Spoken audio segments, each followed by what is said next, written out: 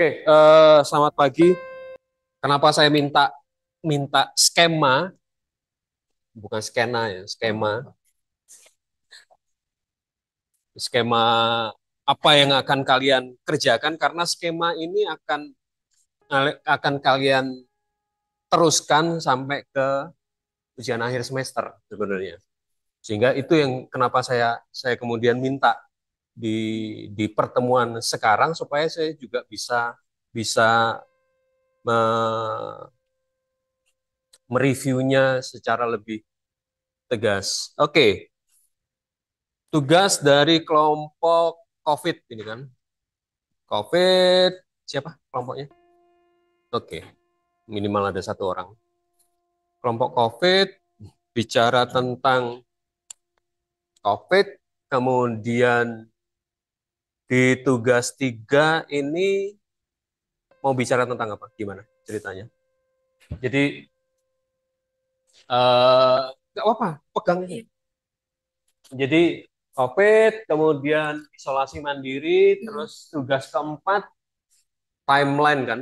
Ya, timelinenya mulai dari apa? Dari pandemi keseluruhan atau enggak itu dipegang ya? jadi itu diambil itu tuh sebenarnya bangunan rumah sakit semua Pak. Oke. Diambil Timeline rumah sakit, titik nolnya, titik berangkatnya.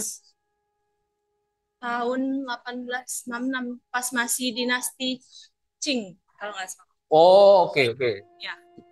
Jadi COVID kaitannya dengan Wuhan, kemudian masuknya di wilayahnya Cina, ya. Cina. Untuk tugas 4 itu rumah sakit jadinya ya. Kemudian ini yang menjadi eh, kajian arsitekturnya ya. Katakanlah arsitektur rumah sakit ya. Kaitan dengan standar kesehatan gitu. Ya. Oke, paham. Jadi itu ya kenapa saya perlu untuk mereview ini supaya jelas kalian berangkatnya dapatnya satu arsitek atau berapa arsitek? Karena nyarinya itu susah soalnya jadi dapatnya yang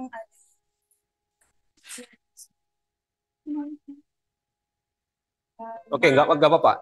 Kalau bisa ini kan di di di tugas timeline kalian melihat rumah sakit ya. Rumah sakit itu seluruh Tiongkok atau seluruh dunia atau gimana fokusnya? Fokusnya ke satu di Tiongkok. Di Tiongkok. Ya. Efeknya adalah si arsiteknya kalau bisa Tiongkok. Ya. Satu kelompok berapa orang? 4. 4, oke. Kalau bisa ada satu tokoh lagi. Supaya kan dibagi 2 kan. Satu tokoh, di tokoh yang kedua.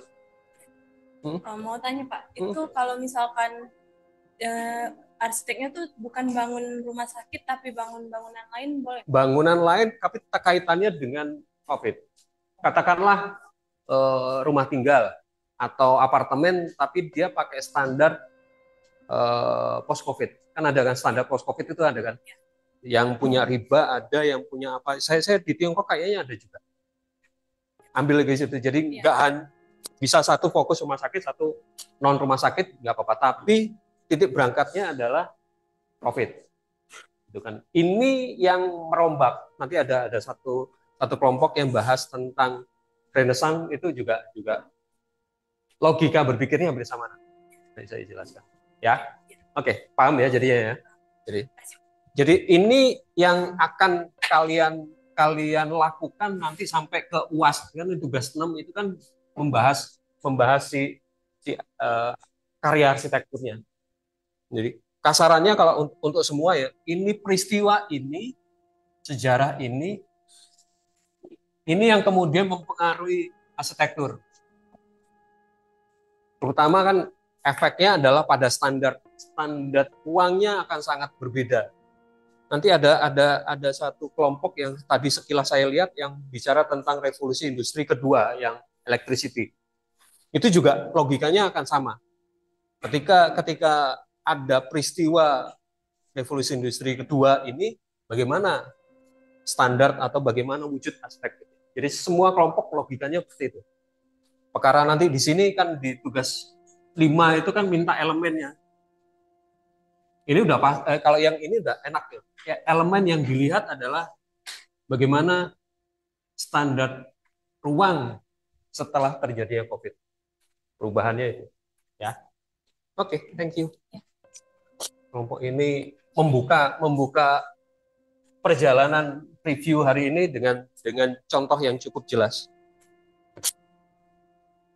Hiroshima saya skip dulu ya karena Hiroshima tidak menampilkan skema. Nanti kita ada beberapa yang tidak menampilkan skema, nanti bisa saya kembali lagi. Ini tidak, sorry, kayaknya ada tadi. Oke.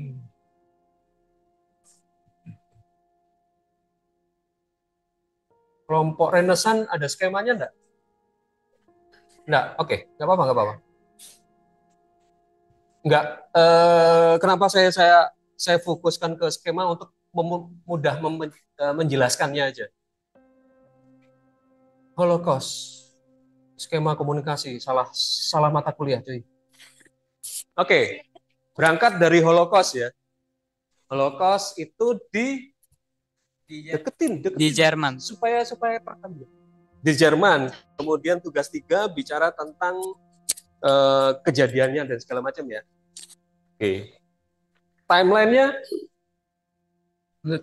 itu kami itu sebenarnya nggak berpatok sama peristiwa Holocaust, Pak. Jadi kami itu ngambilnya dari awal gitu, dari awal Holocaust. Jadi peristiwanya itu berurutan bukan berpatok sama setelah peristiwa Holocaust, Pak. Jadi mungkin tidak hanya peristiwa Holocaust. Ya, jadi terus yang mau diambil apanya?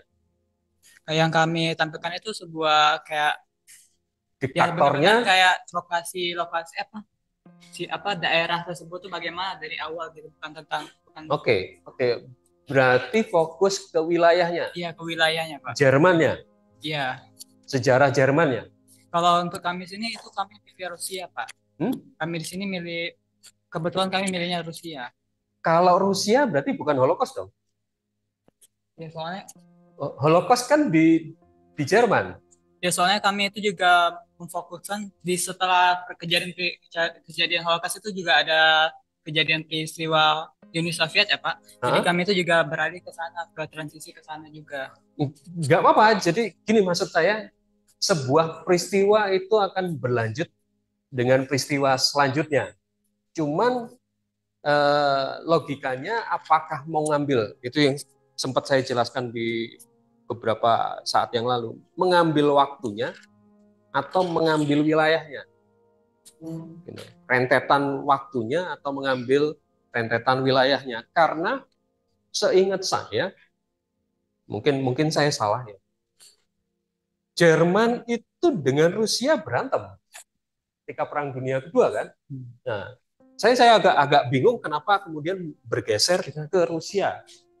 Apakah mau ngambil, nggak apa-apa, apakah ini yang mau dirubah di depannya, ngambil aja yang kisah SAR Rusia, ada Rasputin dan segala macam gitu kan, itu juga seru sih, sampai supaya bisa nyambung ke sini.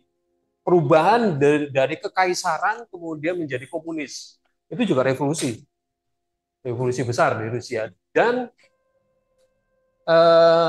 arsitektur Rusia itu seru. Dia beda banget dengan Eropa. Kenapa? Ya satu karena sejarah Rusia itu memang berbeda dengan sejarah yang di Eropa, terjadi yang di Eropa. Kemudian secara politis juga berbeda kan. Rusia memilih ke arah dari kekaisaran, memilih ke komunis, sedangkan yang lain ke arah kapitalis demokrasi kan. Itu juga akan berbeda gitu loh. Secara aspekturnya juga akan seru. Terserah kelompok melanjutkan Holocaust-nya. Dengan Holocaust berarti fokus ke Jerman, dan selanjutnya bahkan mau membongkar si Hitler ini, yang seperti saya pernah sampaikan di awal itu Hitler itu sampai punya arsitek khusus untuk merancang kota-kotanya, dan itu juga cukup seru gitu. Terserah mau ke arah mana gitu. Tapi secara logika ini nyambung gitu loh, dari sini ke sini. Jangan, memang peristiwanya berurutan, tapi kemudian dari Holocaust kemudian ke Rusia itu nyebrangnya jauh gitu loh, maksud saya. Asal ada korelasinya kayak Korelasinya, meskipun faktornya kecil gitu. korelasinya jelas, lanjutannya jelas gitu loh. Iya. Kan seperti yang saya, ini peristiwanya kemudian konsekuensi arsitekturalnya apa gitu. Ini perubahan umpamanya, kalau mau fokus tetap mempertahankan Rusianya, perubahan politis dari kerajaan ke komunis secara bentuk, secara politik memang berubah, tapi secara cara memimpinnya sama aja kan. Fokus utama kalau komunis itu satu komunitas pemimpin, kalau kekaisaran itu lebih ke satu orang. Ini akan mempengaruhi di aspek, ya. Terserah nanti kelompok mau gimana. Minggu depan kita akan coba, kita coba review lagi sejauh mana sebelum kalian coba bikin laporan, gitu ya. Ada pertanyaan, silakan. Tidak ada Pak. Oke, thank you. Tidak ada, benar. Nah itu kan makanya saya. Paus. Nah, tapi daerah itu Jerman, sedangkan kelompok lain itu ada juga yang daerah itu di Jerman juga. Nggak apa-apa. Ini nggak apa-apa. Nanti akan berbeda kok. Ya walaupun timelinenya itu deketan gitu, Iya, Pak. iya. Nggak apa-apa. Oke. Ini nanti makanya saya kalau mau Holocaust itu bisa ke si tokoh si Hitlernya dan konsekuensi arsitekturnya. Zaman-zaman Hitler itu gimana sih arsitekturnya? Karena Hitler itu kan sangat kuat fokusnya, termasuk sampai ke museum Jewish Museum karyanya si Liebeskind itu mengungkap Holocaust. Itu bisa ke arah sana. Nggak usah ragu, nanti pasti konsekuensinya beda kok, ya. Oke, supaya jelas. Ini pun saya trial.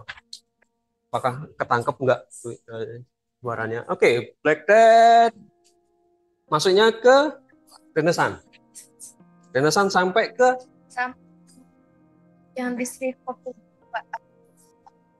Art Nouveau. Jadi dari Renaissance sampai Art Nouveau. Sampai gaya ini apa namanya? Ini kan arsitektur Art Nouveau. Iya. Di Italia. Oke. Jadi itu ya, ini juga kayak kelompok lain, silakan dilihat bahwa Black Death, kemudian ada isolasi yang luar biasa, kemudian ditemukan manuskripnya si Vitruvius, kemudian oleh Andrea Palladio dibukukan, kemudian kalian kemudian kenal dengan trilogi Vitruvius, Firmitas, Utilitas, Venustas, dan ujungnya adalah ke arsitektur Renaissance. Kenapa Renaissance? Apa kaitannya Renaissance dengan Romawi? Itu juga akan dijelaskan di peristiwa Black Death. Kalau yang ini nggak ada masalah gitu, tinggal ujungnya sampai kemana. Satu kelompok berapa orang? 4, Pak. 4 orang. Membaginya gimana? Kebayang nggak? 2 kelompok bicara apa? 2 kelompok bicara apa? Nah itu sebetulnya masih belum tahu juga sih Pak. Oke. Karena di Renaissance itu hampir semua teori, terutama teori seni, itu berkembang luar biasa. Jadi banyak sih pilihannya. Mau fokus ke komposisinya, kayak golden section segala macam itu kan ditemukan zaman-zaman Renaissance. Atau sampai ke gaya bangunannya aja, nggak apa-apa, bisa ke arah situ. Jadi membaginya di Renaissance itu nyaman, karena pilihannya banyak banget. Oke, ada pertanyaan? Sejauh ini belum ada Pak, masih dipikirin.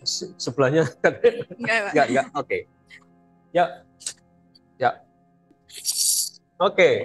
Tsunami kemudian mengarah ke bantuan ya. Ke bantuan internasional. Lalu ke arsitekturnya membandingkan antara yang tradisional sama bantuan gitu. Sama yang di luar, ya. Di luar maksudnya?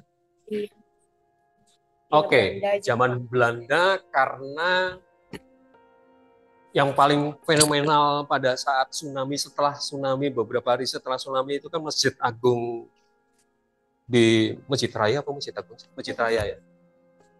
Ini itu kan menjadi ikon satu-satunya bangunan yang masih berdiri.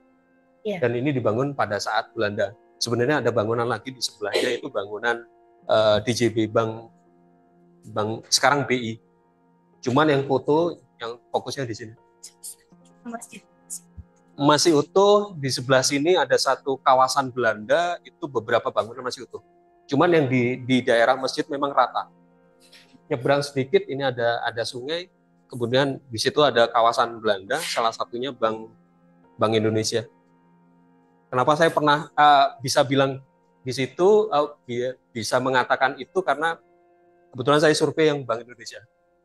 Di Bank Indonesia itu ada tanda, kalau nggak salah segini, sekitar 2 meteran. Itu ada tanda bahwa tsunami pernah sampai situ. Oke, menarik. Jadi membaginya antara yang kolonial, bantuan, sama yang tradisional. Atau kolonial dan tradisional aja. Mengcompare-nya. Membandingkannya, efek dari tsunami itu ke kolonialnya saja atau sampai ke tradisional? Iya. Tradisionalnya, oke. Cuman yang agak repot, perlu agak effort untuk menjelaskannya adalah ada nggak bukti foto lah minimal bangunan tradisional yang bertahan dari tsunami. Kalau itu ada, kayaknya akan beres. Dan peristiwa tsunami ini kan sebenarnya ya, ini kan berulang kan. Kalau sejarah tsunami sependek pengetahuan saya itu pernah terjadi juga di daerah Aceh, kemudian di bagian di Padang juga sempat ada. Gitu. Cuman berulang. Memang yang terdokumentasi dan paling dekat adalah peristiwa 2004. 2004 itu cukup seru. Ada tsunami, kemudian ada gempa di Jogja. Seru dalam pengertian bencananya beruntun gitu loh maksud saya. Iya, kata-kata saya salah. Menyedihkan dan ya oke. Secara timeline, secara mindset dan nyambung. Yap. Oke, thank you. G30S mau ke arah mana? Secara arsitektural kita lompat ya, 30S PKI kita tahu, terus kemudian wujudnya mau ke bangunan arsitektur kolonial Belanda dan gimana? Nah, awal mula PKI terbentuk tahun 2020, kemudian 1920, kemudian dikonvert ke arsitekturnya gitu ya. Dia tuh ngebahas yang tugas 4 tadi ya, tentang dari awal mula PKI dibentuk sampai ke akhir masa Orde Baru. Karena sorot tokohnya dari Soekarno sampai ke Soehartonya. Jadi di tugas 5 itu lebih ke gaya-gaya bangunannya, kayak merhatiin atap, jendela, dan lain-lain, sama gaya arsitekturnya. Kayaknya satu kelompok berapa orang? 4. Kayaknya cukup membandingkan antara satu Soekarno yang notabene dia cukup banyak membangun bangunan monumental itu tahun 50-an, ya kan? Contoh nggak ada sih.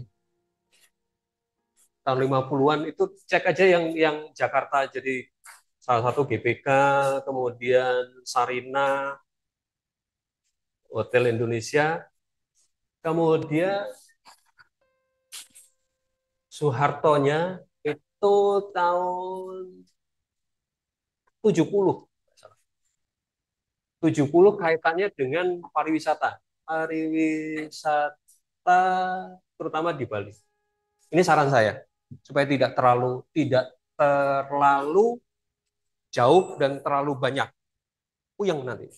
Dari sini kemudian kelompok bisa membandingkan apa sih pilihan gaya berarsitekturnya Soekarno dan Soeharto. Soeharto itu kan anti banget dengan Soekarno kan. Jadi dia tidak mau mereplika atau meneruskan gaya berarsitekturnya si Soekarno.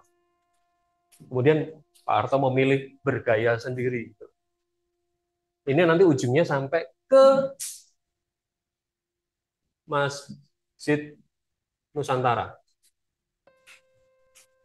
Nah, terlihat banget. Ya. Jadi peristiwa G30 SPKI itu kemudian menjadi titik berangkat, atau kalau saya selalu mengatakan atau menyebutnya sebagai titik nolnya. Perubahan dari bergaya arsitekturnya Soekarno dan Soeharto. Ini kalau mau diteruskan nanti kalau lintas kelompok, gayanya Pak Karno bisa dibandingkan dengan gayanya si Hitler, itu juga seru. Atau mumpung direkam viral ya. Karena Kak, ini akan berkaitan. Si bos satu ini dengan bos ini keras banget cuy. Dengan si bos ini. Kapan deh nanti saya tunjukkan. Saya jajarkan nanti tiga tokoh ini.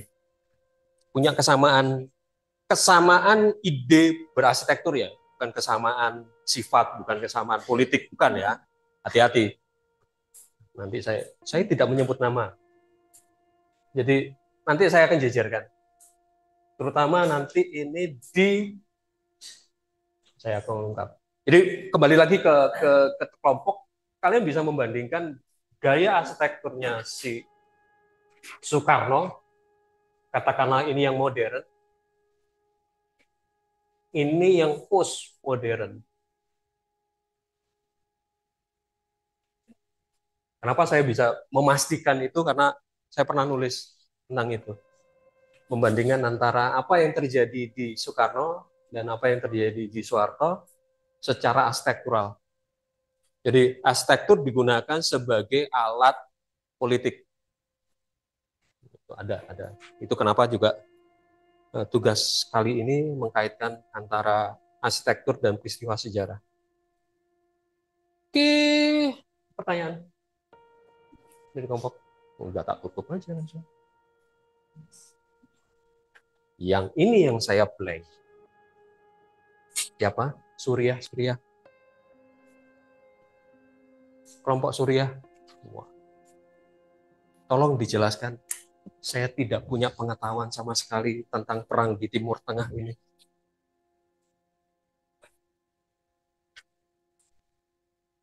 Agak dekat ya. Gimana ceritanya? Si Suriah ini terus sampai ke arsitekturnya.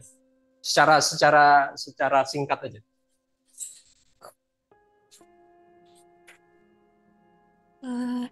Jadi kan itu Pak banyak bangunan-bangunan kuno gitu. Perang Suriahnya gimana? Ceritanya gimana? Secara garis besar dulu deh. Perang Suriah itu kan kalau mau jujur sampai sekarang terjadi kan. Gitu. Gimana? Mau gini, masalahnya mau meletakkan titiknya itu di mana? Mungkin di kota Aleppo atau Oke, kotanya ya. Kotanya. Kota itu kemudian tolong dipastikan tahunnya. Karena kan sependek pemahaman saya, kota Aleppo ini kan cukup fenomenal dalam pengertian cukup indah gitu kan. Kemudian ada perang dan 2016 ya. 2011 perang saudara, yakin perang saudara? Salah. agak ngeri-ngeri sedap aku kalau kalau bicara Timur Tengah. Bilang perang saudara, yakin perang saudara? Oke, 2011 kemudian membandingkan arsitekturnya. Arsitekturnya di sekitar tahun 2000-an atau sampai mundur jauh? Sekitar 2010 ke atas. Setelah 2010 ke atas. Iya. Jadi titik berangkatnya di perang 2000 berapa sih ini? Perangnya kapan? Itu tuh dari arsitekturnya, dari kelompok kami tuh ngambil kayak bangunan sebelum dirusak sama setelah hancur gitu. Perangnya kapan? Iya, sampai sekarang masih berlangsung. Ya enggak. Titik mulainya kapan perang? Itu 2000 berapa? Oke, 2011. Kelompok sendiri bingung karena memang nggak jelas itu perang. 2011 artinya mundur beberapa tahun sebelum perang dan sesudah perang gitu. Lalu katakanlah titik nolnya ya 2011. Kemudian saya sarankan agak jauh sih. Minusnya di tahun 2000, kemudian ininya ke depannya sampai 2016-an. 2016. Ya.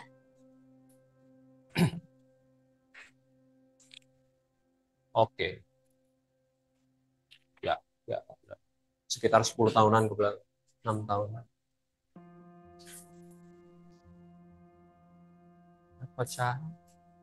Lalu yang mau diambil, terutama yang di sini, saya bingung yang di sini. Ada enggak kira-kira pembangunan setelah perang? Perangnya nggak beres-beres ya? Itu dari beberapa yang kami baca, walau tidak semuanya itu ada Pak, beberapa kayak yang diperbarui. Oke. Kayak di Masjid Bani Umayyah itu Pak. Jadi melihat bangunan-bangunan yang masih bertahan ya? Iya. Bertahan pasca perang gitu ya? Oh pasca perang aja belum beres. Bertahan, oke. Membandingkan. Secara itu sih nggak masalah. Secara nanti bisa style umpamanya kayak gini ya. Lihat gaya bangunannya seperti apa. Kemudian yang di sini bukan bicara gaya bangunan, tapi mengapa bangunan-bangunan ini masih bertahan. Mungkin larinya, ini perkiraan saya, perkiraan bodoh saya, mungkin larinya pada fungsi bangunan.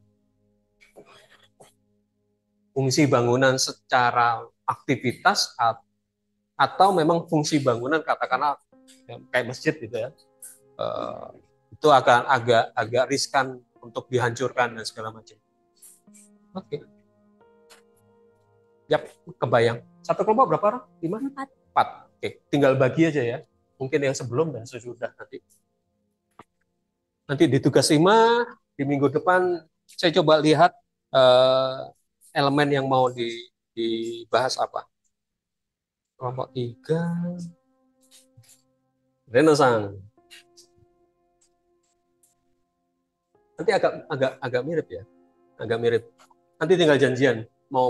Karena gini, saya tidak ragu kalau toh Renaissance ada beberapa kelompok karena banyak banget hal yang bisa dibahas. Ini fokus ke Renaissance, kalau saran saya justru setelah Renaissance. Jadi kalau kelompok ini kan ke Black Death ke Renaissance, kalau dirimu Renaissance ini sebagai titik nol. Efeknya selanjutnya, terutama efek dari revolusi Prancis. Revolusi Prancis itu akan merombak segala hal. Tapi kalau revolusi, ada kelompok di Palembang itu bicara revolusi Prancis, saya sarankan untuk tetap di Prancis. Jangan nyebrang ke Italia.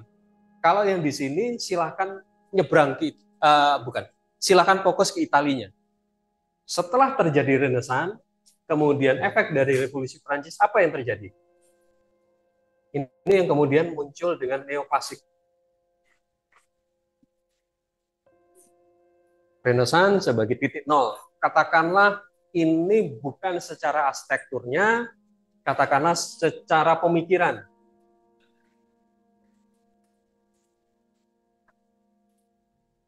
Contoh utamanya saya berpikir, maka saya ada. Si René Descartes itu akan merombak. Oke, ini masih Renaissance, ini gotik ya dan ya, ke arah gotik. Kalau gotik mungkin itu jatahnya Prancis. Jadi masuk yang ke neoklasik. Itu ada beberapa. Supaya berbeda dengan yang punya Renaissance. Ya. Saya membaginya gitu.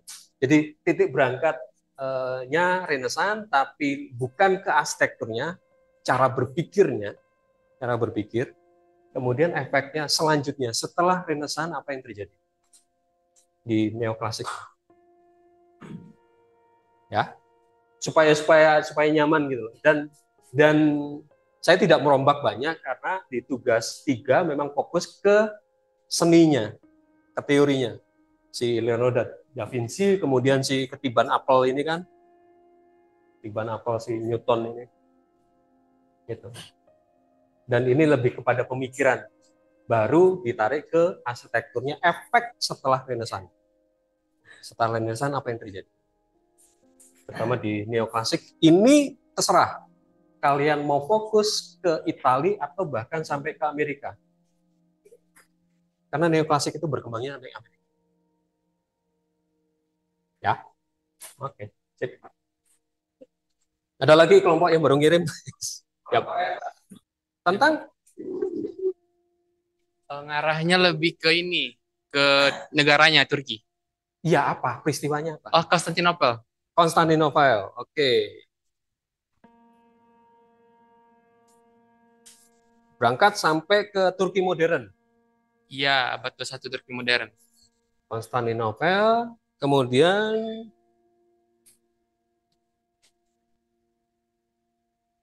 ini Pak. Apa ya? bentar, Konstantinopel itu ketika Konstantinopel, maksud saya titik berangkatnya, ketika Konstantinopel dikuasai Romawi atau setelah dikuasai Romawi? Ini setelah. Ayo kita adu ilmu sejarah. Ini kayaknya setelah Pak.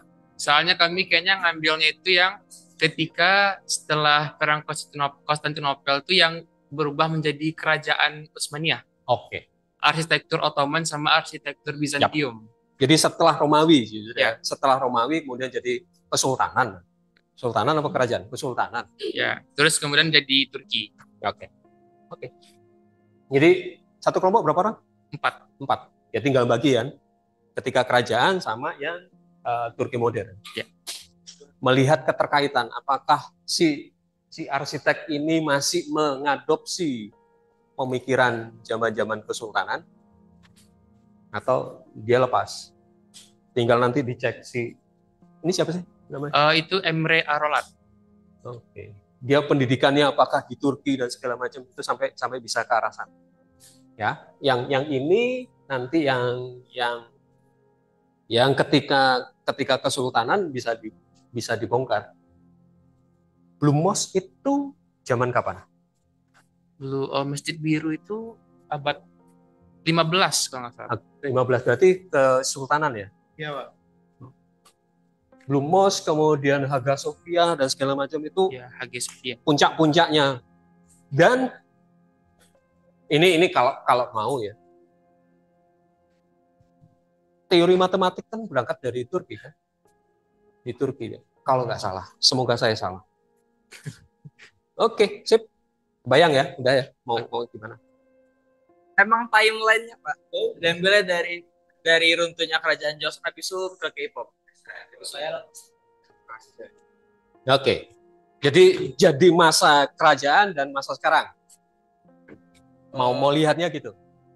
Jadi gini, untuk timeline itu dari runtuhnya kerajaan Joseon habis itu baru Jepang masuk menjajah Korea, itu baru ditarik sampai ke K-pop. Jadi perang Korea. Ya. Perang Korea sebagai titik nol. Ya. Oke. Masuk Jepang, Jepang kalah Perang Dunia, Korea dikuasai oleh Rusia. Rusia. Tapi yang jujur ya, yang nggak tahu siapa dari kalian yang hobi K-pop. Kenapa sekolahnya para K-pop ini di Amerika? Sekolah. Bah, nggak tahu budaya K-pop. Tapi nggak semua kok. Tapi emang ada beberapa yang ini loh, ada yang beberapa yang kuliah ke Amerika, cuman tuh kayaknya tidak bukan sesuatu yang lumayan lumrah loh bagi K-pop idol. Oke. Manajemen artis pertama di Korea SM Entertainment. Pendirinya sekolah di mana?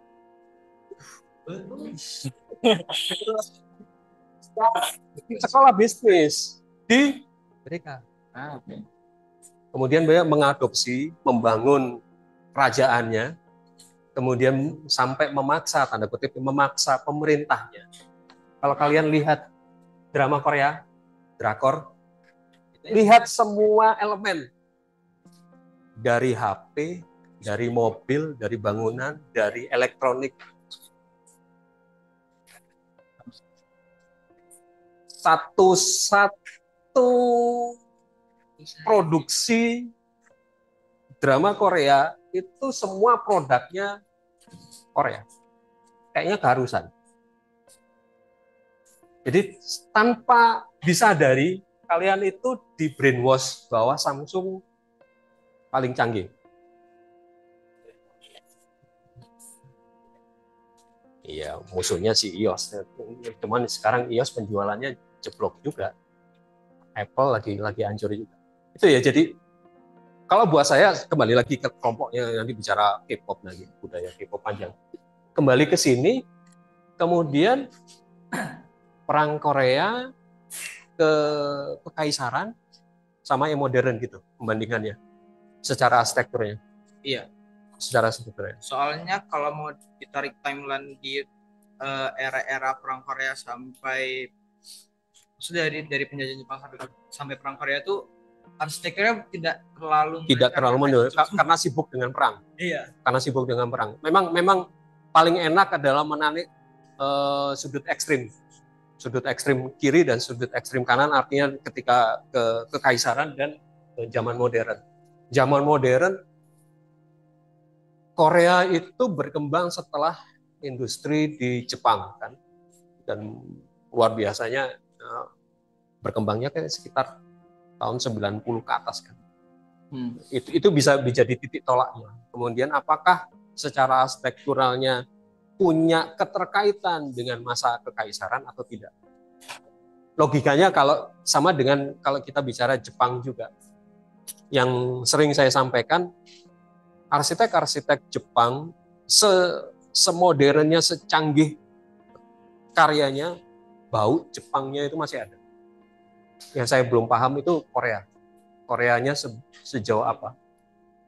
Karena saya tidak terlalu menikmatin drama Korea, sekalipun nonton satu drama Korea ceritanya di Panama, bukan di Koreanya. Yap.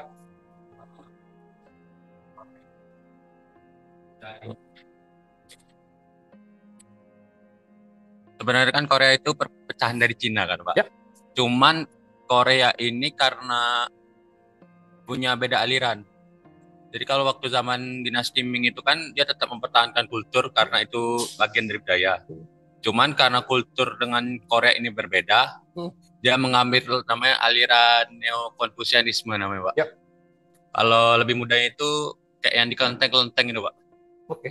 Nah, jadi kalau dilihat itu di bagian atap istananya itu sebenarnya kalau di arsitektur Cina itu kan lengkungan ke atas itu kan tidak se-ekstrim itu, Pak. Ya. Itu yang punya ide namanya Jong Do-jeon.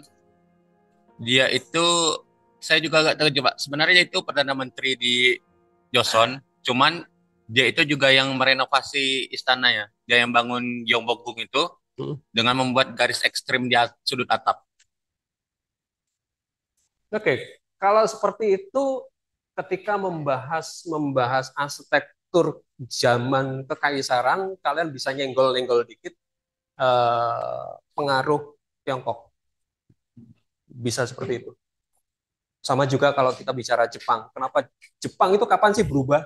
Saya menduganya ketika zaman restorasi Meiji. Berubah banget dan lepas dari Tiongkok. Itu kan cukup seru itu. Jadi Korea, Jepang, Tiongkok itu kan kayak ya satu darah tapi saling tidak mengakui gitu. Dan mereka ekspresi arsitekturnya juga jadi terlihat bahwa mereka ingin lepas. Meskipun tetap darahnya kelihatan, DNA-nya kelihatan. Itu bisa jadi ketika membahas arsitektur masa-masa kekaisaran disenggol dikit, di-spill dikit di dinasti. Kesamaan, perbedaan. Kadang itu menariknya Pak. Jadi kan Jepang dengan Cina itu kan sering perang gitu kan Pak ya. Ya. Nah, menariknya Korea itu selalu jadi ladang perang. Bagi kelompok-kelompok yang apa ya, yang belum menyajikan, sekilas saja. Hiroshima, Nagasaki, ini belum ya tadi ya? Kok kelewatan? sorry. Siapa? Bom atom, kelompok bom atom. Oh, diem aja loh. Halo. Oke, mau lihat kotanya atau mau melihat Jepangnya? Ini lebih ke arah perkembangan Jepangnya sih Pak. Jepangnya setelah hancur lebur, kemudian bangkitnya, sehingga membandingkannya sebelum dan sesudah gitu. Iya, sebelumnya dari zaman masih zaman kekaisaran gitu lah Pak. Terus sampai ke zaman sekarang yang dimana zaman dulu kan bangunannya kayak kuil-kuil kerajaan gitu kan Pak. Nah sekarang sudah ada suatu kayak bangunan anti gempa dan lain. Jadi perbedaannya bisa dibilang signifikan antara zaman lalu sama zaman sekarang. Oke. Ya signifikan ya, kemudian nyambung dengan Korea. Itu kayaknya para dedengkotnya Korea dan Jepang kumpul di sini. Jadi membandingkan antara, saya sih penasaran setelah restorasi Meiji itu apa yang terjadi dengan Jepang secara arsitektural. Secara arsitektural itu bagaimana dia berubah. Dan kemudian kenapa sih Kaisar Jepang saat itu tahun 42 itu berani mendeklar masuk dalam Perang Dunia Kedua. Itu gila banget ya. Buat saya sih gila banget. Artinya ada keberanian ya. Kalau si Hitler oke lah, pasukannya dan segala macam dia kuat banget.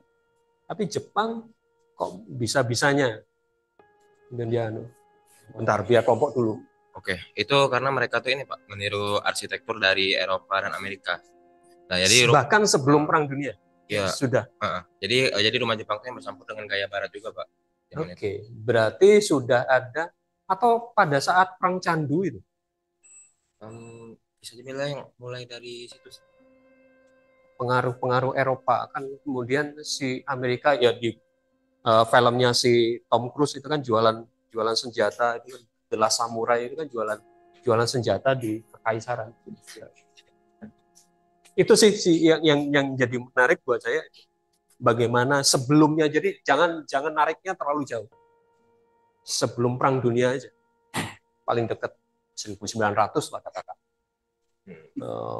1930-an gitu. Jadi jangan terlalu jauh.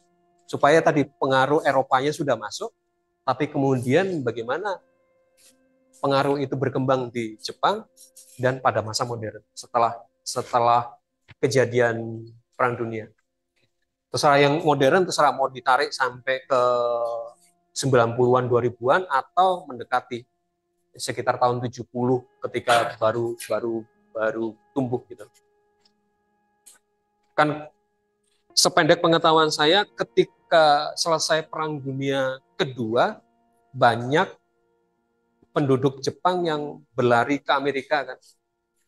Berlari ke Amerika, kemudian berkeluarga di sana dan segala macam. Efeknya adalah beberapa arsitek keturunan Jepang berkarir di Amerika. Ya, pada zaman itu. Soalnya setelah perang itu kan mereka hancur kan, Pak. Ya. Jadi mereka pindah ke sana dulu. Ya, itu. Ya, termasuk kan mempengaruhi Amerika kayak gedung Menara Kembarnya WTC sebelum ditabrak pesawat itu kan orang-orang Jepang juga yang merancang. Ya. Itu sih. Jadi terserah gesernya. Kalau saran saya sih jangan terlalu jauh dari bom atom ini untuk melihat pengaruh, terutama pengaruh Eropa yang tadi kalian sebutkan. Pengaruh Eropa itu sejauh mana? Sampai kemudian di bagian depannya ini kalau boleh menyarankan sekitar tahun 70-80. Jangan terlalu geser ke sini, terlalu modern. Untuk membandingkannya jelas titik berangkatnya bom atom. Ya. Oke. Ada lagi yang belum saya kemerdekaan. Mau digeser ke sampai mana? Nah, itu rencananya buat tugas 5 mau ngambil perbedaan arsitektur tahun 1950-an sama sekarang, Pak. Kayaknya. Tahun 1950-an itu kan gaya arsitekturnya arsitektur jengki, Pak. Oke. Saya langsung hati-hati dengan yang tadi kaitannya dengan perbedaan antara Soeharto dan Soekarno. Kalau bicara arsitektur jengki, mungkin nanti membedakannya kalau berangkatnya kemerdekaan ya, titik nolnya kemerdekaan RI 1945, supaya timelinenya enak. 1945, jengki 1950 sampai 1960, saya mundur sedikit ke belakang, ini 1930-an. Supaya sama bobotnya, ini kalian lihat arsitektur yang ada di perkebunan tebu. Ya. Kenapa saya bilang perkebunan tebu? Karena arsitektur jengki itu banyak berkembang itu pada perkebunan untuk rokok itu apa? Tembakau. Kalau mau jengkinya ya, sehingga ada satu kelompok 4 orang. 4, oke. Membaginya itu perkebunan tebu ini nanti arsitekturnya silakan, mungkin pabriknya ini nanti justru rumah. Jadi efek dari perkebunan tebu dan efek dari perkebunan tembakau itu bagaimana? Bisa ke arah situ. Titik berangkatnya dari 1945. Supaya membedakan tadi yang dengan Soekarno dan Soeharto. Jadi bukan pada arsitektur yang besar yang megah, tapi justru pada arsitektur perkebunan. Minggu depan saya bawakan buku nakal teman saya. Ukurannya itu sebungkus rokok. Bukunya kecil, tentang arsitektur jengki. Nyiksa banget itu bukunya. Benar-benar kecil. Oke, pertanyaan? Kebayang? Cukup. Oke, timelinenya dari ya, 1930 ketika politik tanam paksa, kemudian lanjut politik desentralisasi sehingga investor asing bisa punya lahan di Indonesia, di Hindia Belanda sampai ke 1960-50. Oke, ada lagi kelompok yang belum? Oke. Kenapa saya bawa buku tebel ini? Silakan dikelilingkan kalau mau lihat buku tebel ini. Ini kalau mau dilihat. Buku-buku sejarah itu biasanya berangkat atau model pembahasannya adalah timeline. Jadi dari waktu ini ngapain, dari waktu ini ngapain. Buku ini tentang satu arsitek yang berkarya di Hindia Belanda dan dia berkarya apa aja. Saya tidak mengarah ke pembahasan seperti buku ini atau pada umumnya mata kuliah sejarah, karena gini, satu, kita sangat lemah akan data. Jadi buku ini bisa terwujud karena datanya dari Belanda dan yang menulis orang Belanda. Ya, mereka punya privilege besar terhadap data yang mereka pegang. Efeknya adalah kita kalah satu langkah. Kita kalah satu langkah terhadap data yang kita pernah atau data dari arsitektur kita. Sehingga pemahaman atau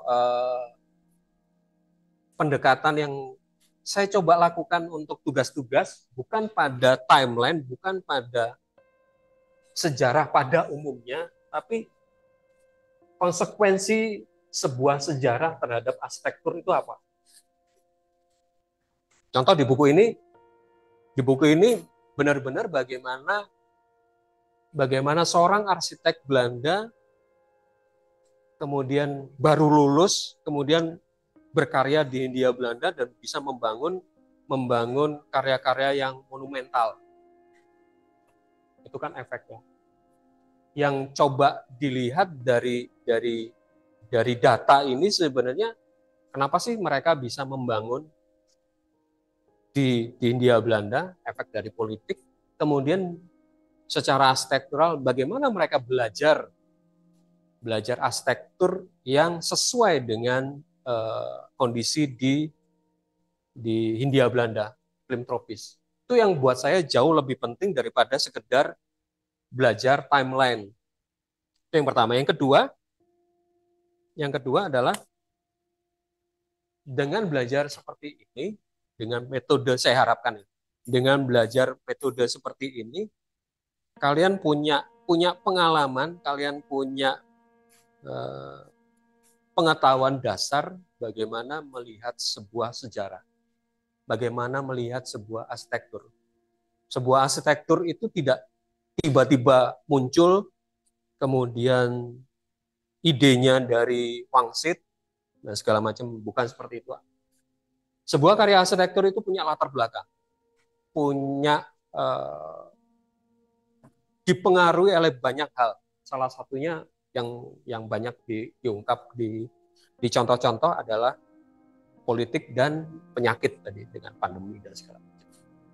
Dan perang dan segala macam itu kan politik, sosial politik dan segala macam. Itu yang akan mempengaruhi supaya kemudian kalian punya bekal juga ketika melihat sebuah karya. Sebuah karya itu tidak lepas dari konteks. Dan ketika kalian merancang juga nanti akan melihat konteks, minimal konteks kawasannya seperti apa sih. Kalau tadi ada yang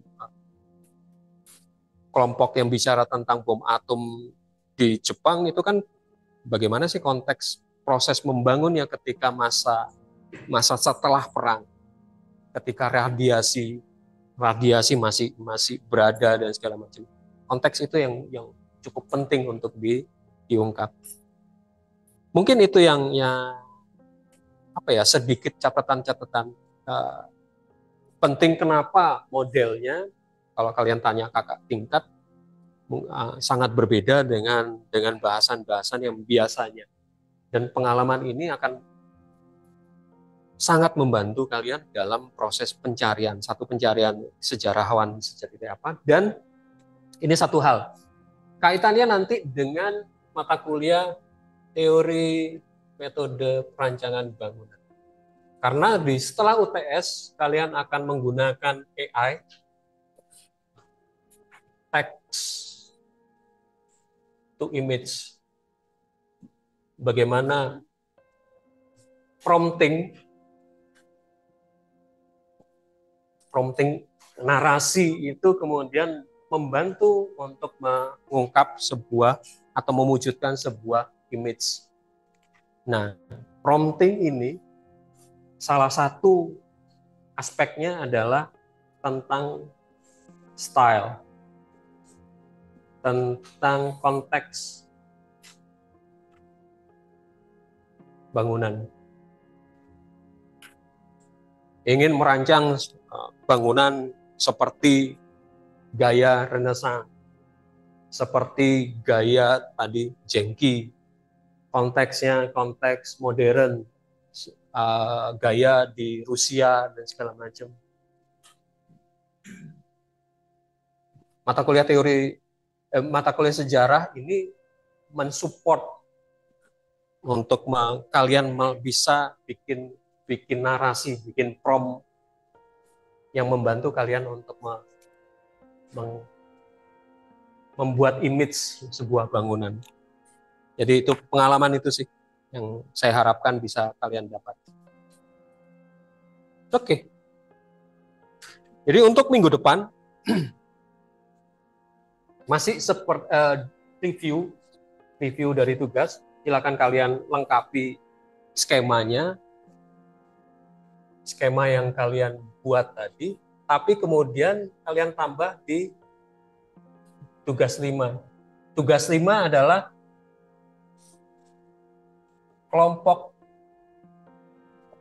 bicara arsitektur A, seperti tadi, arsitektur sebelum bom atom, katakanlah, itu mundur ke Jepang. Itu mulai dari tahun berapa, katakanlah saya tadi ngomong sekitar tahun 30-an sampai 1945. Kemudian ini kalau tadi contohnya ke Jepang tadi ya, 1960, katakanlah seperti itu. Ini siapa saja dan apa yang mau dibahas.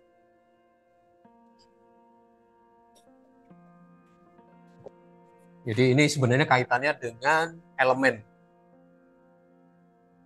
arsitekturnya apa yang mau dibahas. Jadi kelompok tadi kan dibagi 2 kan langsung. Silakan jadi satu membahas apa, satu membahas apa. Tahun berapa kalau bisa sebutkan tahunnya. Lalu siapa yang membahas, anggotanya siapa dan membahas apa. Karena tugas 5 ini akan kalian eksekusi di tugas 6 yang kemudian akan dikumpul di UAS. Ya, tugas 6 agak panjang, hampir sekitar, saya tidak berani mengatakan 8, sekitar 6-7 minggu untuk membahasnya, karena ini akan sangat dalam. Nah gitu.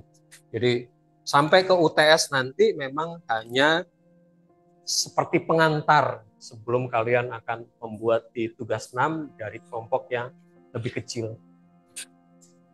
Begitu kurang lebih. Pertanyaan? Silakan kalau ada hal yang mau ditanyakan. Jelas ya? Mesti ngapain ke depannya, segala macam. Kembali lagi, silakan masukkan ke Google Drive. Kalau masih bingung dan segala macam, silakan gunakan WA Group. Minggu depan sudah minggu ke-7. Jadi tugas ini itu di minggu ke-7. Sehingga minggu depannya, kalau kalian sudah rapikan, baik dari tugas kedua sampai tugas ke-5, itu sudah bisa masuk untuk UTS. Format UTS seperti apa? Minggu depan saya jelaskan. Supaya tidak numpuk di sekarang. Itu pertanyaan. Cukup? Oke, hari ini tidak ada Pak Jumah kan? Enggak. Oke, thank you.